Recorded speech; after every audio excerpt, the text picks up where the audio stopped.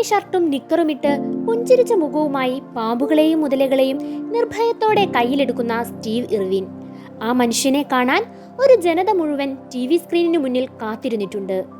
മുതലകളുടെ തോഴൻ എന്ന പേരിൽ മൃഗസ്നേഹികളുടെയും കുട്ടികളുടെയും ഇഷ്ടം നേടിയ സ്റ്റീവിന്റെ അപ്രതീക്ഷിത മരണവും ലോകത്തെ ഞെട്ടിച്ചിരുന്നു. കടലിൽ വെച്ച് തിരണ്ടിയുടെ ആക്രമണത്തിലായിരുന്നു മരണം. 2006 സെപ്റ്റംബർ 4 ഒരു ഡോക്യുമെന്ററി ചിത്രീകരണത്തിലൂടെയായിരുന്നു കടലിൽ വെച്ച് തിരണ്ടിയുടെ ആക്രമണത്തിൽ സ്റ്റീവ് മരണപ്പെട്ടത്. ദി ക്രോക്കഡൈൽ ഹണ്ടർ എന്ന ടെലിവിഷൻ പരമ്പരയിലൂടെയായിരുന്നു ഓസ്ട്രേലിയക്കാരനായ സ്റ്റീവ് ഇർവിൻ ലോകമെമ്പാടുമുള്ള ജനങ്ങളുടെ മനസ്സിൽ ചിരപ്രതിഷ്ഠ നേടിയത്. കുഞ്ഞുനാൾ മുതൽ തന്നെ ഉരഗങ്ങളായിരുന്നു അദ്ദേഹത്തിന്റെ കളിക്കൂട്ടുകാർ. സ്റ്റീവിന്റെ മാതാപിതാക്കൾ തുടങ്ങിയ വന്യജീവി സംരക്ഷണ പാർക്കിൽ എന്നും എത്തിയ സ്റ്റീവ് അവിടത്തെ മൃഗങ്ങളുമായി ഇണങ്ങി. പിന്നീട് മാതാപിതാക്കളുടെ പാതയിലൂടെ സ്റ്റീവും യാത്ര തുടങ്ങി. അറിയപ്പെടുന്ന വന്യജീവി സംരക്ഷകനായി. മൃഗവേട്ട അവസാനിപ്പിക്കുന്നതിനായി നിരന്തരമായി പോരാടി. അദ്ദേഹത്തിന്റെ ജീവിതത്തെപ്പറ്റി നമുക്കൊന്ന് നോക്കാം. സ്റ്റീവ് ഇർവിൻ 1962 ഫെബ്രുവരി 22 ഓസ്ട്രേലിയയിലെ എസെൻഡനിൽ ജനിച്ചു. യാദൃശ്ചികമെന്നു പറയട്ടെ, അമ്മയുടെ ജന്മദിനത്തിലാണ് അവൻ ജനിച്ചത്. സ്റ്റീവിന്റെ പിതാവ് ബോബ് ഒരു ഹെർപ്പറ്റോളജിസ്റ്റ് ആയിരുന്നു. ഉരഗങ്ങളെക്കുറിച്ച് പഠിക്കുന്ന ഒരാളാണ് ഹെർപ്പറ്റോളജിസ്റ്റ്. സ്റ്റീവിന്റെ അമ്മ ലിൻ വന്യജീവി പുനരധിവാസകാരിയായിരുന്നു. സ്റ്റീവിന് 8 വയസ്സുള്ളപ്പോൾ അദ്ദേഹത്തിന്റെ കുടുംബം ഓസ്ട്രേലിയയിലെ ക്വീൻസ്ലാൻഡിലേക്ക് താമസം മാറ്റി. അവന്റെ മാതാപിതാക്കൾ ക്വീൻസ്ലാൻഡിൽ മൃഗശാല തുടങ്ങി. ഉരഗങ്ങൾക്കുള്ള ഒരു മൃഗശാല. പാർക്കിൽ ധാരാളം ഉരഗങ്ങൾക്കും മുതലകൾക്കും ചുറ്റുമാണ് സ്റ്റീവ് വളർന്നത്. ചെറുപ്പം മുതലേ സ്റ്റീവിന്റെ ജോലി പാർക്കിൽ സഹായിക്കുക എന്നതായിരുന്നു. തന്റെ മാതാപിതാക്കളെ പോലെ മൃഗങ്ങളെക്കുറിച്ച് കൂടുതൽ പഠിക്കാനും അവയെ പരിപാലിക്കാനും സ്റ്റീവ് ഇഷ്ടപ്പെട്ടു. സ്റ്റീവിന്റെ 6ാം ജന്മദിനത്തിൽ അവന്റെ മാതാപിതാക്കൾ 12 അടി നീളമുള്ള ഒരു പെരുമ്പാമ്പിനെ വാങ്ങി. സ്റ്റീവ് വളരെ സാഹസികനായിരുന്നു. പലപ്പോഴും അവൻ കാട്ടിൽ അലഞ്ഞുതിരിയുകയും മരങ്ങളിൽ കയറുകയും ഇഴജന്തുക്കളെ സ്വന്തമായി വേട്ടയാടുകയും ചെയ്യുമായിരുന്നു. മുതലകൾ വീടിനടുത്തുള്ളതിനാൽ ആളുകൾ ആശങ്കാകുലരായതിനാൽ അവയെ മാറ്റി. കാലക്രമേണ സ്റ്റീവ് 100-ലധികം മുതലകളെ പിടികൂടി മാറ്റി പാർപ്പിച്ചു. മുതലകളുമായി പ്രവർത്തിക്കുന്നതിൽ അദ്ദേഹം വിദഗ്ധനായി തീർന്നു. കൂടാതെ തന്റെ കഴിവുകൾ ലോകമെമ്പാടും അറിയപ്പെടുകയും ചെയ്തു.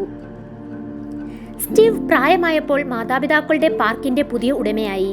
അതിനെ ഓസ്ട്രേലിയ മൃഗശാല എന്ന് പുനർനാമകരണം ചെയ്തു. സ്റ്റീവിന്റെ വ്യക്തിത്വം കാരണം നിരവധി ആളുകൾ മൃഗശാല സന്ദർശിക്കാനെത്തി. മൃഗങ്ങൾക്കു ചുറ്റും ജീവിക്കാനും തന്റെ അനുഭവങ്ങൾ മറ്റുള്ളവരുമായി പങ്കിടാനും അവൻ ഇഷ്ടപ്പെട്ടു. സ്റ്റീവ് വളരെ തമാശക്കാരനായിരുന്നു. 1991 ടെറി റെയിൻസ് എന്ന അമേരിക്കൻ വനിത ഓസ്ട്രേലിയ മൃഗശാല സന്ദർശിക്കുകയുണ്ടായി. സ്റ്റീവ് മൃഗങ്ങളുമായി ഇടപഴകുന്നത് അവൾ കണ്ടു.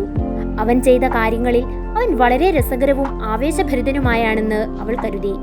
ആൾക്കൂട്ടത്തിനിടയിൽ ടെറിയെ കണ്ട സ്റ്റീവ് ആദ്യ കാഴ്ചയിൽ തന്നെ അവളുമായി പ്രണയത്തിലായി. 4 മാസത്തിനു ശേഷം വിവാഹ നിശ്ചയവും പിന്നീട് വിവാഹവും നടന്നു. അവർക്ക് 2 കുട്ടികളുണ്ടായിരുന്നു. ബിന്ദി എന്നു പേരുള്ള ഒരു പെൺകുട്ടിയും ബോബ് എന്ന ആൺകുട്ടിയും.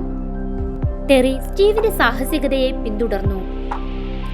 2006 സെപ്റ്റംബർ 4 ഓസ്ട്രേലിയൻ പ്രാദേശിക സമയം 11 മണിക്ക് ഒരു പരമ്പരയുടെ ചിത്രീകരണത്തിനായി ഗ്രേറ്റ് ബാരിയർ റീഫിൽ പ്രവർത്തിച്ചുകൊണ്ടിരിക്കെ സ്റ്റിംഗ്റേ എന്ന തിരണ്ടിമീനിന്റെ ആക്രമണത്തിൽ അദ്ദേഹം കൊല്ലപ്പെടുകയായിരുന്നു. അദ്ദേഹത്തിന്റെ സുഹൃത്തും സഹപ്രവർത്തകനും മാനേജരുമായിരുന്ന ജോൺ സ്റ്റൈൻഡണും കുറച്ച് സഹപ്രവർത്തകരും സംഭവ സമയം കൂടെ ഉണ്ടായിരുന്നു.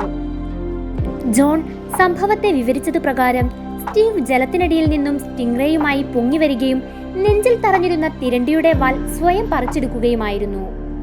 തൊട്ടടുത്ത നിമിഷം തന്നെ മരിക്കുകയുമായിരുന്നു അത്രേ. ഹൃദയത്തിനേറ്റ മുറിവും അഘാതവുമാണ് മരണകാരണമെന്ന് വെളിപ്പെട്ടിട്ടുണ്ട്. മരണശേഷം ഔദ്യോഗിക ബഹുമതികളോടെ സ്റ്റീവിനെ അടക്കം ചെയ്യണമെന്ന് ഓസ്ട്രേലിയൻ പ്രധാനമന്ത്രി ജോൺ ഹൊവാൾഡും ക്വീൻസ്ലാൻഡ് പ്രവിശ്യയിലെ ഗവർണറായ പീറ്റർ ബിയാറ്റിയും അഭിപ്രായപ്പെട്ടു. പക്ഷേ ഇത്തരം ഒരു അന്ത്യോപചാരം സ്റ്റീവ് ആഗ്രഹിക്കുന്നില്ലെന്നും ഇത് സ്റ്റീവിനോടുള്ള ജനങ്ങളുടെ സഹതാപം നേടാൻ മാത്രമേ സഹായിക്കുകയുള്ളൂ എന്നും അദ്ദേഹത്തിന്റെ കുടുംബം വാദിച്ചു. ഒരു സാധാരണ മനുഷ്യൻ എന്ന പേരിൽ അറിയപ്പെടാനായിരുന്നു സ്റ്റീവ് ആഗ്രഹിച്ചതെന്ന് സ്റ്റീവിന്റെ അച്ഛൻ ബോബ് ഇർവിൻ പ്രസ്താവിച്ചു. സ്റ്റീവിന്റെ കുടുംബത്തിന്റെ ആഗ്രഹങ്ങളെ മാനിക്കുന്നു എന്ന് സർക്കാരും പ്രഖ്യാപിച്ചു. സെപ്റ്റംബർ 9 നടന്ന സ്വകാര്യ ചടങ്ങിൽ സ്റ്റീവ് സ്വന്തം മൃഗശാലയിൽ അടക്കം ചെയ്യപ്പെട്ടു. ഓസ്ട്രേലിയൻ മൃഗശാല സന്ദർശിക്കുന്നവർക്ക് സ്റ്റീവിന്റെ ശവകുടീരം സ്ഥിതി ചെയ്യുന്ന സ്ഥലത്തേക്ക് പ്രവേശനമില്ലായിരുന്നു. സ്റ്റീവിന്റെ ഭാര്യ ടെറി പിന്നീട് ഭർത്താവിന്റെ ഓർമ്മകളുമായി മൃഗശാലയുടെ നിയന്ത്രണം ഏറ്റെടുത്തു.